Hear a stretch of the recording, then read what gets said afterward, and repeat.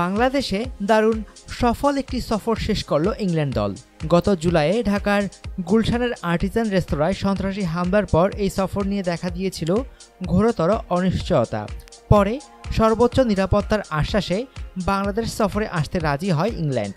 কিন্তু সফরের সময় যে নিরাপত্তা ব্যবস্থার সঙ্গে পরিচয় ঘটে তাদের, সেটার প্রশংসাই করেছে ইসিবি।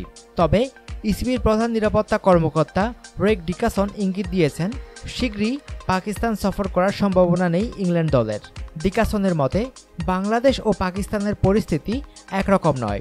ডিকাসন বলেন, বাংলাদেশের সঙ্গে পাকিস্তানের পরিস্থিতি তুলনা করা ঠিক নয়। আমার মতে বাংলাদেশের পরিস্থিতি যে ভিন্ন এটি পরিষ্কারভাবেই বোঝা যায়। কোনো সন্দেহ নেই, আমরা পাকিস্তানের ভবিষ্যতে সফর করা যায় কিনা এটি ভেবে দেখব।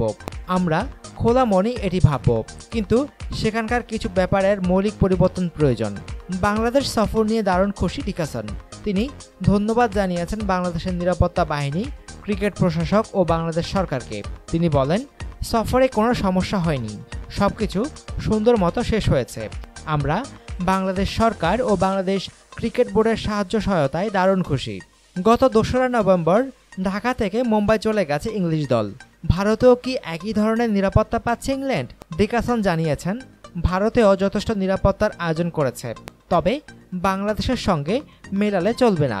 বিশেষ করে পুরো পথ আটকে খেলোয়াড়দের আনা নেওয়া করা ভারতের পক্ষে সম্ভব না। বাংলাদেশে এই সুবিধা ইংল্যান্ড দল পেয়েছে, যে সুবিধা সাধারণত সফরকারী রাষ্ট্রপ্রধানরা বাংলাদেশে পেয়ে থাকেন। তবে খেলোয়াড়দের আনা নেওয়া ভালোভাবেই করা হবে বলে জানিয়েছেন তিনি।